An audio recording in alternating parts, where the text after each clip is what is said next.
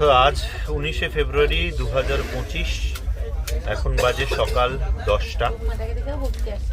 আমরা রয়েছি 12314 নিউ দিল্লি শিয়ালদা রাজধানী এক্সপ্রেসে। আপাতত ওভারঅল যে সিনারিও, তাতে করে যে সময় ট্রেন ছেড়েছে সেই অবস্থা থেকে 2 ঘন্টা লেট রয়েছে ট্রেন।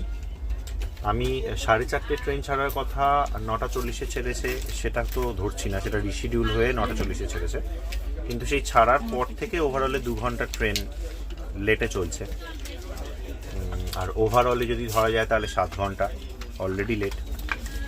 এমনিতে খুব একটা খারাপ কন্ডিশন কিছু নয়, আমরা খুব ভালো সার্ভিস পাচ্ছি ট্রেনের ভেতরে। প্রত্যেকটা স্টেশনে, যে স্টেশনগুলোতে ট্রেন দাঁড়াচ্ছে সেই সব স্টেশনে পুলিশি নিরাপত্তা খুবই সাংঘাতিক।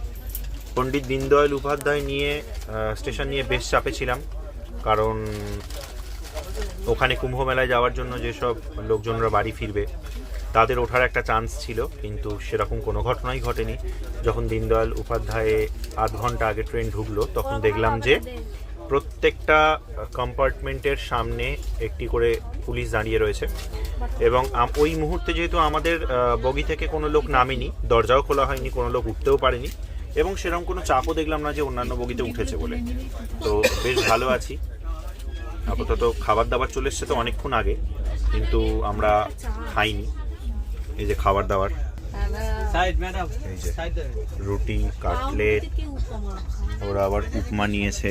উপমাটা খুব খারাপ, খিচুড়িতেও খারাপ। খাওয়া দাওয়া চলছে এখন আর কি। তো এমনি আপডেট মোটামুটি ঠিকই আছে। যেটা নিয়ে মেনলি চাপে ছিলাম, আমরা যখন কুম্ভ এক্সপ্রেসে করে এসছি তখন তো বেশ চাপে ছিলাম। 3 ঘন্টা রাত্রিরে প্রচুর বাইরের লোক ঢুকে গেছিলো, টিকিট ছাড়া লোক ঢুকে গেছিলো।